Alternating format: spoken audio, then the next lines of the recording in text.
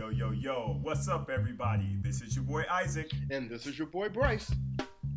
and we are Brothers on Tennis. And guess what, you guys? We are rounding out the month of October, and there is a super amount of tennis going on. It has been outrageous. The completion of these tournaments and just seeing who's winning and who's fighting, and it's pretty incredible, as well as it's pretty impressive. Bryce, what are your thoughts about what's happening right now in the game of tennis, man? Well, you know what? I'm just very excited that we're starting to really have some depth in the game.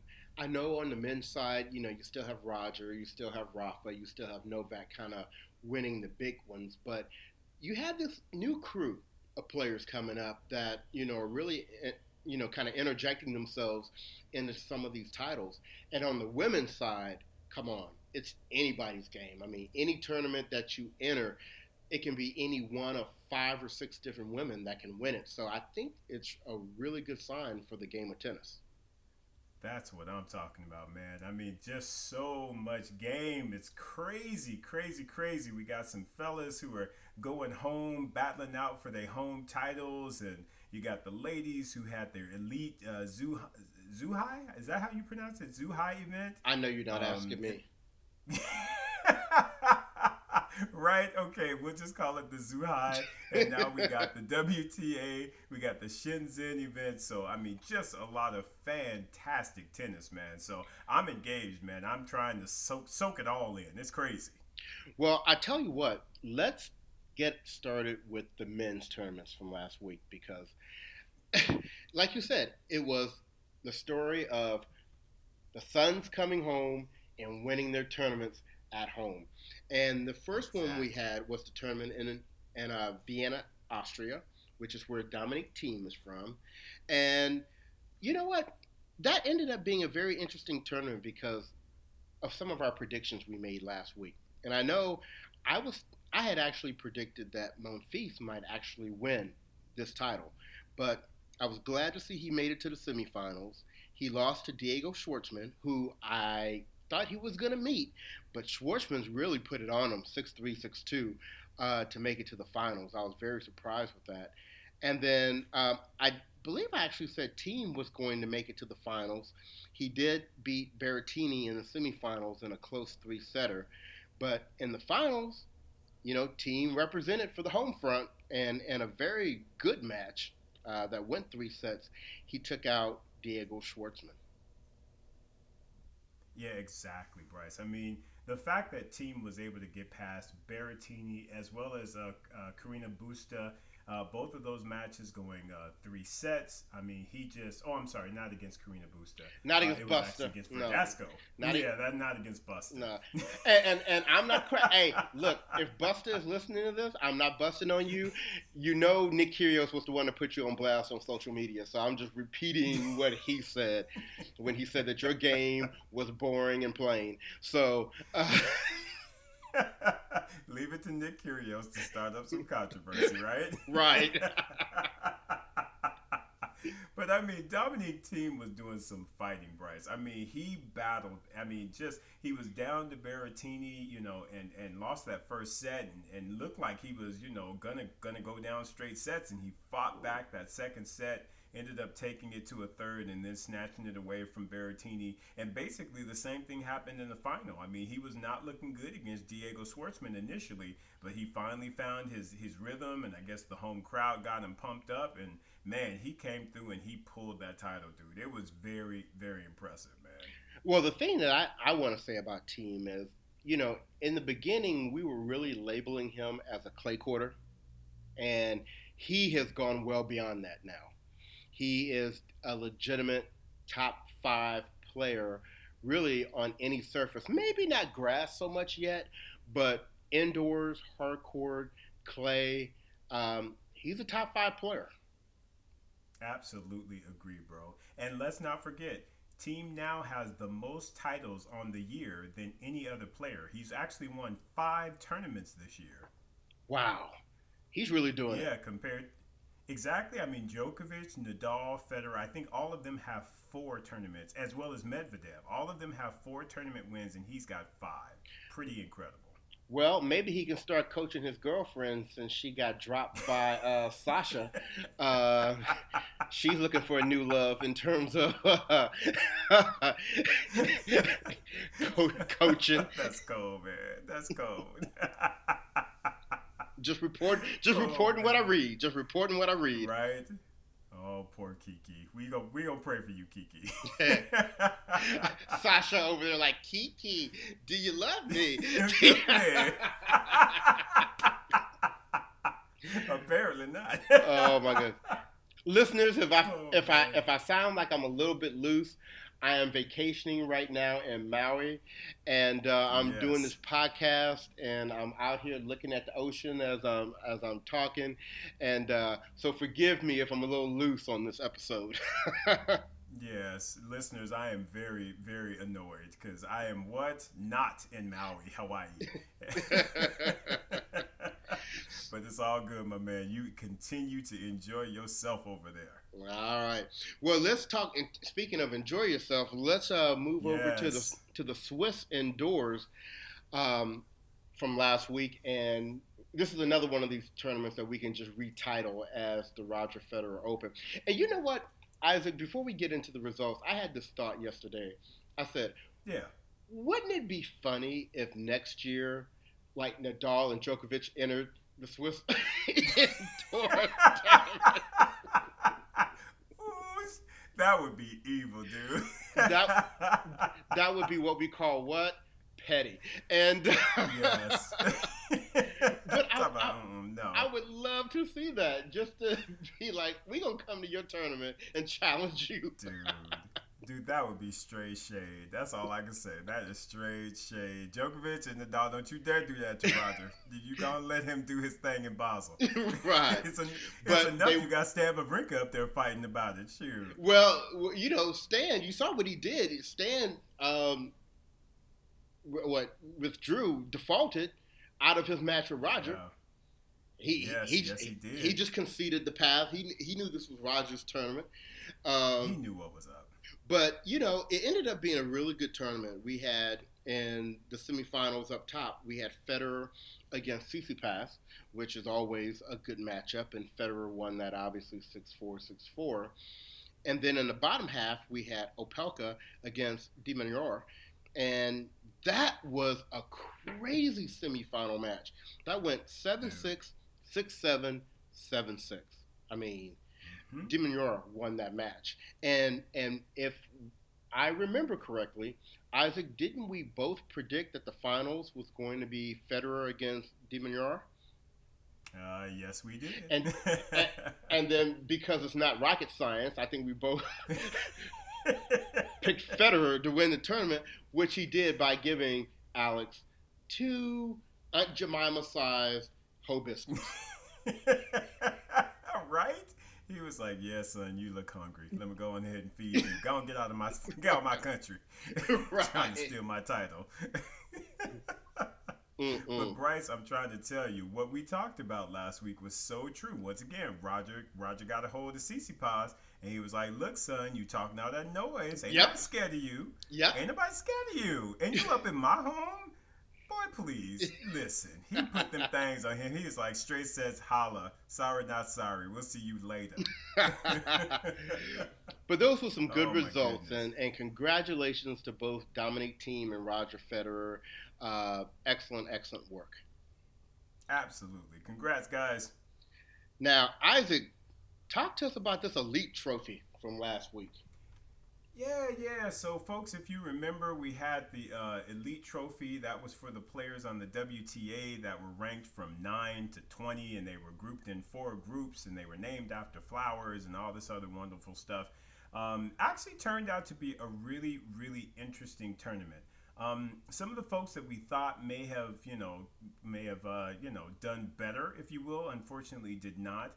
Sophia Kinnan, Kinnan, the USA Hope, unfortunately didn't make it to the semis. We both kind of thought she was going to make her way there, but unfortunately didn't make it. Ali Risk didn't make it out of her group either, and neither did Madison Keys. So the USA, unfortunately, Did you think did Madison not Keys was going to represent. make it out of there?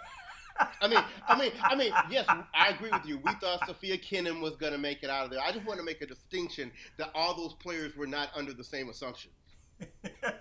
Well, and that is true. The only one that we predicted to come out of the group was Sophia Kenin. So yes, you're right. But I was still holding out hope that Madison might have tried to do a little something, and she didn't do nothing. She was out there shopping. She was out there shopping with Caroline Garcia. You are never gonna let me live that down, are you? Oh my goodness. So in any case, folks, the semifinals ended up being Kiki Bertens versus Zhang Sai, and then it was Sabalenka versus Mukova. And, Bertens came through, lost the first set, but then came back and won 6-3, 6-4 to make it into the finals. And Aryna Sabalenka just straight sets over Mukova 7-5, 7-6. So competitive match, but she got through in straight sets. And I tell you what, she got up in that final and was like, you know what? I do well in China. I do well. Well, I guess they weren't in China, but she has just done extremely well whenever she is over in the other continent there. So she took it 6-4, 6-2, gave her another whole biscuit, and was like, holla at me, because I got this crown. Well, Isaac, make sure you take your bow. You predicted last week that Sabalenka was going to take this tournament. Yeah, I mean, you know what? It's one of those things, Bryce, where I feel like her game is really rounding out. I think she's one of those statement players. I think she wanted to win this tournament to let the folks know in Shenzhen that look heifers, you will be seeing me next year up in that tournament. So don't even get it twisted. So I think she really wanted to just cap off her year in fine fashion, which is what she did. And I really expect for her to produce even more results going into 2020, bro. So I know we didn't say we were going to talk about this, but based upon that statement that you just made, who do you think she's going to knock out in terms of who made the top 8 this year? And remember, that does not include Serena. Oh, that's right. I got to think about that one. That's a really great question. If I'm thinking about the ladies who are up in that top 8, the two that I feel, and I apologize because they're both from the same country, but I feel like the two that are vulnerable would be Pliskova and Kvitova. Okay. Because I think those other 5, they doing some things. You got Barty, you got Osaka, who's back on track, Andreescu, who just be beating up everybody in front of her. Halep's got Darren Cahill back up in the camp. Oh, wait a minute. Now, I forgot about Svitolina. But Svitolina's been doing her thing. Svitolina is doing a thing. She's doing the damn thing. So, I honestly feel like it's going to be the Czech girls that may end up getting the boot. What you think? What about Bencic? I see the same thing though. Benches was beating up on them earlier on in the year, and I just think she may have fallen off slightly, but I still feel like her 2020 is going to be exceptional. I definitely expect her to be back in this tournament next year for sure. Yeah. So it might be title Sabalenka then still not making the top 8. Maybe she can replace Bertens as the alternate next year. Nah. She gonna be one of them Czech girls. Okay. Trust me when I tell you. Trust me when I tell you. She will be in the top 8 next year. I guarantee that. Unless she gets injured, I believe her game is to that point now where she will definitely knock somebody out of that group for sure. Okay. All right. That's good. How you like that for a little impromptu question for you? I like that, bro. I appreciate that, man. I got to think of one for you. So let's move from the consolation tournament, right? Yes. To the real tournament this week, which is, the WTA year-ending championship. And just as a reminder, the top 8 players that made it to the tournament this year were Ash Barty, Carolina Pliskova, Naomi Osaka, Bianca Andreescu, Petra Kvitova, Simona Halep, Belinda Bencic, Alina Svitolina, and then Kiki Bertens was the alternate. So, and we're going to get into why that's important in a minute. But these were the people that were the best players for the year. So, Isaac, You want to talk a little bit about why Kiki Burton's as the alternate is important? Yeah, yeah. So basically, how they have this tournament structured is they put you in two groups. So they have a red group and they have a purple group, which is purple is actually new for them this year because typically they do red and blue, but they decided to go with red and purple, which I appreciate because purple represents a lot Prince. of really wonderful things. Yes, red represents Prince exactly. When doves cry. Right. Go ahead, Cat Adams. We know you had something to do with this. Exactly. Go on, Cat. And so basically, they grouped them into two groups. And in one group, you ended up having Barty, Osaka, Kvitova, and Bencic. And in the purple group, you had Pliskova, Andreescu, Halep, and Svitolina. Well, what ended up happening, unfortunately, is after Osaka played her first match, I don't exactly know all the specifics, but she unfortunately had to withdraw from the tournament. So she no longer is going to be playing. So that's when the alternate comes into play, and that's when Kiki Burton's was able to get the call and actually came in to play on Naomi Osaka's behalf. So they always want to have, of course, enough matches. So that's why they bring those alternates is to be able to play in case anyone from the main selection or main group isn't able to play. So very disappointing that Osaka had to withdraw, but at the same time, kudos for Kiki for being able to get in there and play a match, and she's going to play a couple, in fact. Right. And So, Bryce, did you hear any and details on that? well, and Osaka actually before she had to withdraw, she had a nice three-set win against Petra Kvitova. Yes, So she she did. was off to a good start, and I believe Isaac, I heard that she had to withdraw due to a shoulder injury.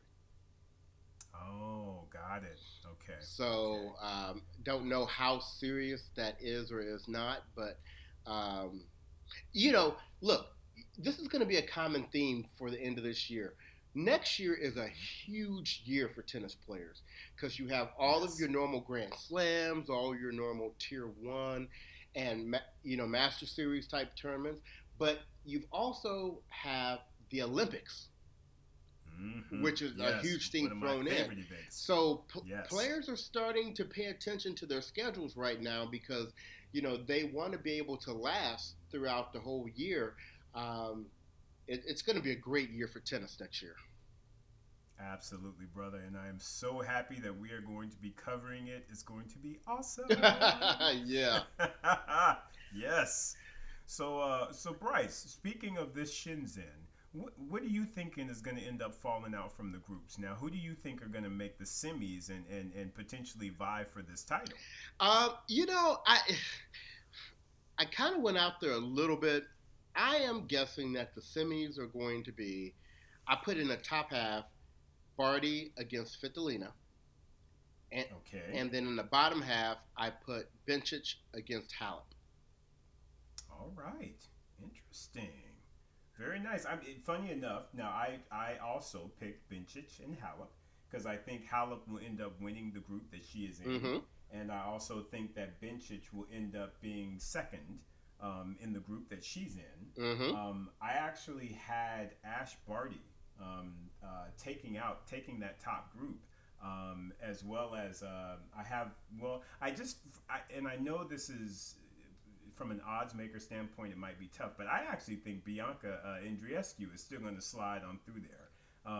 So I actually have Bianca playing Ash Barty in the semis on the other side. Oh, okay. So Yeah. so semis, I actually picked Svitolina to take out Barty, and Wow. yeah, and I picked Halep to take out Bencic.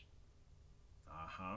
And see, I have a rematch of the first round. So I actually have Bianca taking out Ash Barty, and I have Halep taking out Benches so that they can battle again. That excellent three setter that they had in that first round, it was crazy. So who do you have winning? Once again, I have Miss Canadian, Miss Canada, Miss North. I have her taking yet another big title, and for her career. I just feel like when push comes to shove, I feel like she knows how to step it up and she knows how to get the victory. So I actually have Bianca winning. What about yourself, my man? You know, even though I'm not the biggest fan of this woman, Hmm. I have Halep, and I'm gonna tell you what Interesting. I think with Cahill coming back in the Yep. fold. I really Yep. think Halp is going to have a big year next year. I don't disagree, bro. And I think I'm going out on. That's what I was saying. I was going out a little bit on a limb here. Um, I'm thinking she might kick it off here. Okay, okay. I, I honestly, bro. Let me just be honest with you, because this was my sentiment after after that first round match where she played and beat Bianca. If Halep had not had Darren Cahill as her coach, coaching her, she would have very much lost that match in straight sets. Darren was the one that came out and was really giving her advice around, okay, when she's slicing that damn forehand, you need to be coming in. You need to not, you can't let her off that easy. You need to be more aggressive. Throw in some double faults if you need to. I mean, his coaching, Bryce, was incredible. And he kept her focused. She was trying to get negative, which is kind of Halep's thing. Right. She gets negative and then she, basically throws it all away. He was not letting her go down that path. He was like, nah, Trick, you need to step it up and you need to follow what I'm saying. And I'm telling you, if you do what I tell you, you're going to get this victory. And that's exactly what she did. And to me, that was by far the best match in that tournament thus far. It was incredible, dude. I hate it because I don't have the tennis channel over here in Maui. I guess I could probably go someplace and watch it, but I'm not gonna do that. But well, watch the highlights. Watch the highlights. You be okay. Go online. They got highlights. Oh, you know what? I'm crazy. I could be watching it on my laptop. I was about to say, you can watch it on your phone. You got, we won't say the provider, but you got the provider app. Just go and get online and get on it. I guess I've been so in vacation mode. I took vacation from everything. Right? Come on, man. Come on now. Well, I will definitely start watching that then this week because I'll be very interested to see what lady pulls that year-end championship title. So, absolutely. Before we get to the men's year-end, we have one more Master Series title to go, and that is the Paris Masters. And yes, sir. There are some really, really big implications to who makes the year-end finals based upon the results of this tournament. So, absolutely. So the top seeds that we have for the Paris Open is number one, we have Djokovic, we have Nadal, we had Federer at number 3, but he pulled out, and he pulled out for the reason that I was just talking about a few minutes ago. He really wants to kind of preserve himself because he knows next year is going to be a big year. He's already qualified for the year end. Nobody is going to, his position is not going to change pretty much based upon how he does on this tournament. So coming on the heels of winning his tournament in Switzerland last week, he chose to take this week off. I can't argue with that decision. It makes a whole lot of sense to me. Smart decision. Very smart decision. Right. Go, Roger. We ain't mad at you. But back to the seeds. Number 4 is Medvedev. 5, Thiem. 6, Zverev. 7, Tsitsipas. And 8, Khachanov. Yes. So, who unfortunately, I think won this last year, so he is going to potentially lose a good amount of points. Did you say potentially? Yeah. He's going to lose a lot. Right. And that's my dude, too, so it makes me kind of sad. But yeah, it's going to be tight on him. So, as a reminder, we've already have Nadal, Djokovic, Federer, Medvedev, Thiem, and Tsitsipas who have locked their spots for the year-end championship. I would say as long as Zverev kind of makes his seeding here, he's pretty much going to be a lock for one of the last 2 spots. But that last spot, there are a total of maybe 300 points separating Berrettini, Roberto Bautista Agut, Gael Monfils, and David Goffin. Yes. And depending upon how they do, only one of them is going to get that last spot. And Isaac, who are you thinking has the best chance? Well, I mean, bro, for me, it goes to kind of my picks for this tournament. as I'm a big fan of Berrettini, but he's got Songa that he's going to play in the next round, and they're in Paris, France, and Songa is French. I just don't know that I see him being able to make it out of that round. And so whether or not he'll be able to hold his spot, I'm just not sure. Because for me, I'm actually predicting that Gael Monfils will make the semis of this tournament, and he will battle against Nadal. Now, whether or not he'll have enough points by making the semi, because by the way, I am predicting Nadal to win that match. But whether or not he has enough points getting to the semis to bump Berrettini out of that 8th spot, I'm not 100% sure. So for me though, I have a feeling it might be Monfils to slide up in there if he can do what he needs to do. Because again, folks, Monfils is also French, and they are playing in France, so he's going to have a ton of crowd support. And Gael is definitely one of those guys that he feeds off of the crowd support, so he only plays better when he's getting that love. So I really do expect him to make it to the semis, Bryce. I do. How about you? I mean, who do you think is going to grab that 8th spot, and how is your semis kind of looking? Well, I'm thinking Berrettini. I was thinking he was going to hold on. Number one, he has, an edge going into this. But when I started looking at the draw, Berrettini has a tough draw. Number one, his next match is against Tsonga. And as you know, I never vote against Tsonga unless he's playing Roger. And right. And so I'm hoping Berrettini takes the smackdown from Tsonga in the next round. But even if he gets past Tsonga, he's going to have to play Struff, who is the guy who just took out Khachanov. Exactly. So as Isaac was talking about losing points, Khachanov went from winning the tournament last year to losing in the second round. So, yeah, that's not good.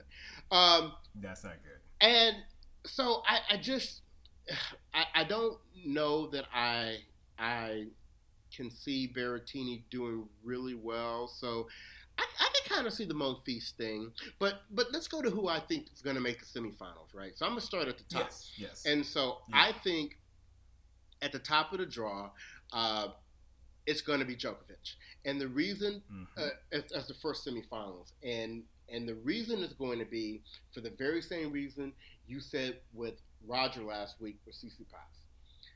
Yep. They all heard those comments that Tsitsipas made. And Djokovic, if he meets Tsitsipas in the quarterfinals, he is going to put the smackdown on him. Because, because I don't know if you saw in the news, practicing in Paris, Nadal and Djokovic were practicing together. Yes, they were. Yes, so sir. I'm sure on that practice court, they were like, "Did you hear what Tsitsipas said?" Yeah. I'm going to drive that fool. Yeah, ain't nobody scared of him with his special self. So I have Djokovic making it to the semifinals, and I think he's going to meet Dominic Thiem. Now, I'm going to cheat a little bit here because I happen to know that today Medvedev was upset by Chardy. So I probably would have said before that Djokovic would have met Medvedev, but since I know he's already out of the tournament, I'm going to say Thiem, and that's largely because Thiem is hot. I mean, he's been playing really well. If Isaac gets froggy and wants to think Dimitrov is going to come out and go fine and go all far and all that kind of stuff, he's going to catch the smackdown from Dominic Thiem. So so I say Thiem and Djokovic up top. And then on the bottom, I really like that pick of yours of Monfils. I think I may have to go with that as well. But shocker on meeting him in the semifinals, I think it's going to be Wawrinka. Oh, you do? I do. Because I think Wawrinka is going to meet Nadal. Yep. Nadal's coming off that honeymoon. His game ain't tight right now. I'm going to leave that alone. And I think Wawrinka is going to take him out. And I think Wawrinka is going to take out whether it's Struff or Berrettini or, unfortunately, Tsonga in the quarters. And I think you're going to have a Monfils Wawrinka semifinal. Wow, that's an interesting pick, bro. Okay, you are stepping out there a bit today. All right, Look, you done got to Maui and then lost your mind. let me tell you what. Wawrinka looked good last week. I was actually a little Yes. nervous about him playing Federer. Um, so Yeah. I was glad that he, kind of withdrew from the tournament. But that Uh match huh. he played against Andy Murray, Oh yeah, that was a good that match. was a really Really good good match. match. So, I agree. so who do you have in as your four semifinalists? Yeah, so I end up I same as you up top. I have Djokovic versus Dominic Thiem again for the exact reasons that you mentioned. I think he is going to put the smackdown on Tsitsipas because Djokovic is also one of them statement guys. He's just like, no, you're not going to come out there talking smack, Mm-hmm. not against my game. So he might even feed him to be very honest with you. I would expect either a breadstick or a whole biscuit to be served up if I am being 100% honest. I think Team, just because, like you said, he's the hot guy. I got Monfils, and I actually have Nadal. So I think, like how you're saying Nadal will be off his game, I think Nadal is actually going to be 100% on his game because he got married and he got something to prove. Okay. So I feel like Nadal is going to step up. He's fresh and he's just going to get up in there. And the courts are slow from what I thought I heard, which kind of suits his game pretty nicely. So yeah, I have him making it to the semis. I do have him, of course, taking out Gael Monfils, and I have him meeting Djokovic in the final. How do you see that final looking? I have in the finals. I have Djokovic meeting Wawrinka, Okay, okay. And and who is your winner? and I have Djokovic winning Gotcha. because I Well, think it's going to take so much out of Wawrinka making it to the finals.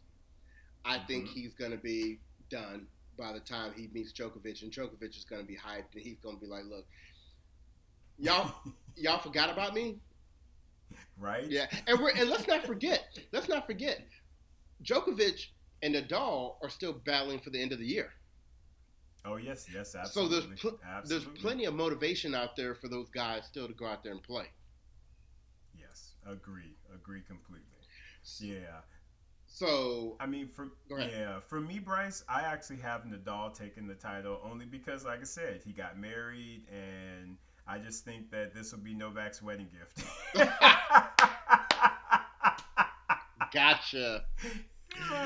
I should say that. I know Novak competes, but I still believe that there's a very sincere side to that guy, and I think that folks, you'll hear me do some ranting and raving. I mean, Djokovic played Andy Murray for his first two Grand Slams, and I tend to wonder at times if there's something else there because again he wants to be liked. He always wants to have friends.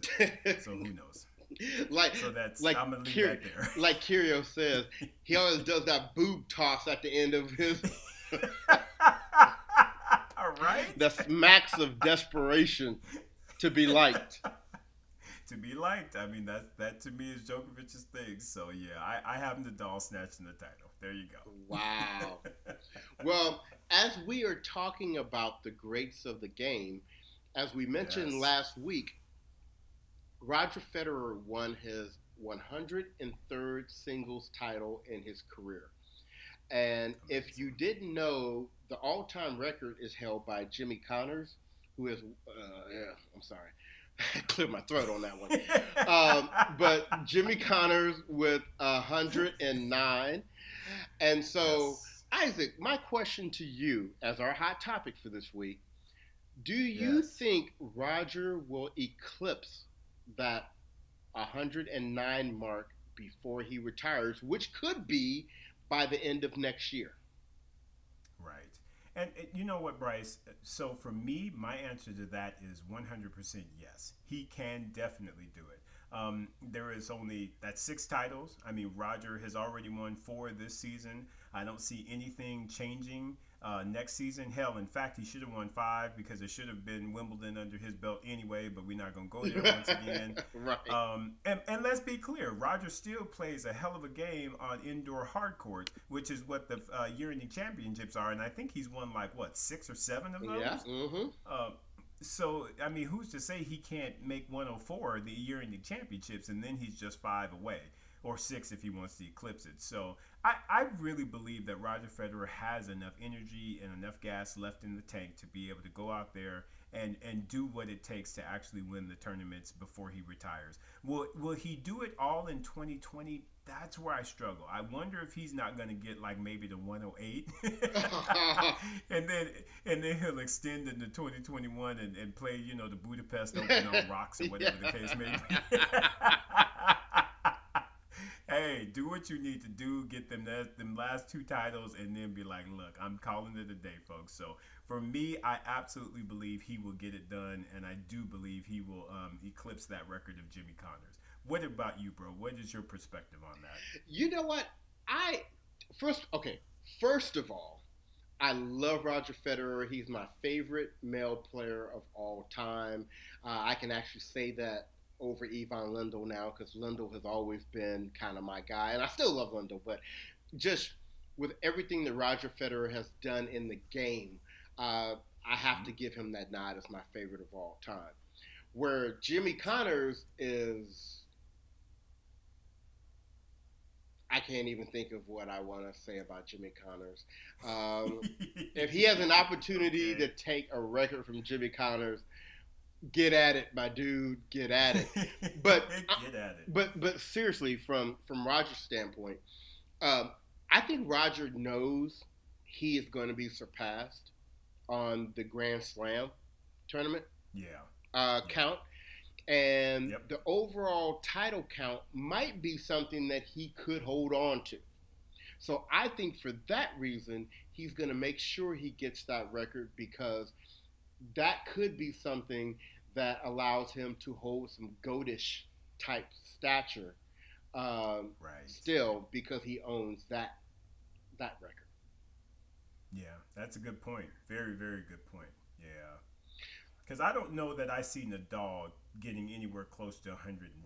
I see Novak potentially trying to get up there, but I don't know that I see Nadal. Nadal will, of course, eclipse Federer for the Grand Slam tally, though.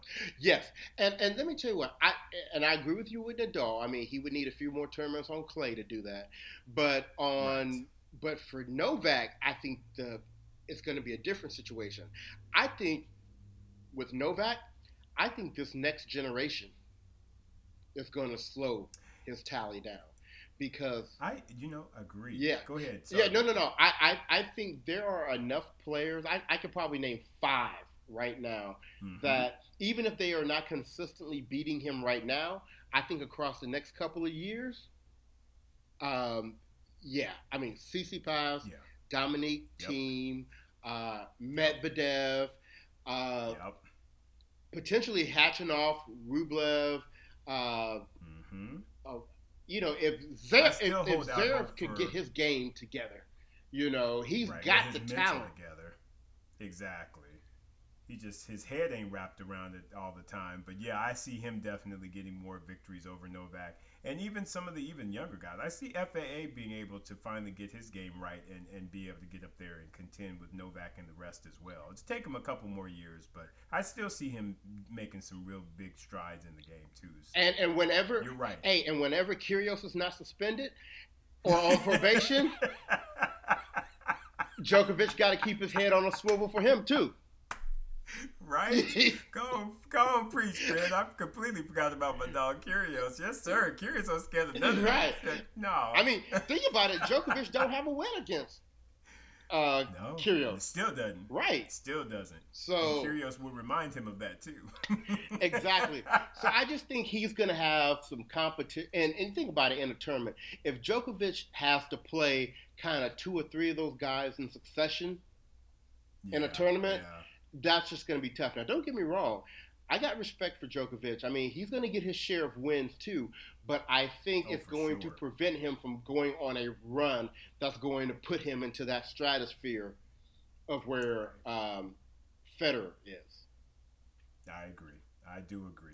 100% agree, bro. Yeah. So, well, good. Well, we're getting close here to the end of our time, and we want to thank our listeners once again for continuing to listen. We hope that you're being entertained and being informed. We love the numbers that we're seeing online, so keep it up. And as you see, it doesn't matter whether we're in the continental U.S. or not. We're gonna keep bringing this show to you, Yes, sir. and the thing that we ask for you is when you go to the website, when you go to www.brothersontennis.com, and that's BRUTHAS on tennis.com, and you select whatever platform you want to listen to our podcast on, whether it's SoundCloud or Google Podcast or Apple Podcast or Stitcher or whatever, please make sure that you subscribe on that platform, because what that does for you Yes. is that allows you to get an alert every time we release a new episode. And we don't want you to miss a thing. So, Don't miss it. no, not at all. So please subscribe on your favorite platform and make sure you catch our episodes that are coming out pretty much every week. Yes. So, with that, I'm going to get back and go down to the beach right here in a few minutes. Oh, I hate you. And Isaac, you stay safe in those California fires up there. Yeah, that's true. I certainly will, my friend. And I look forward to seeing you back here. Yeah. And with that, we're going to sign off, our people. So this is your boy Bryce. And this is your boy Isaac. And we are Brothers on Tennis. Have a good one.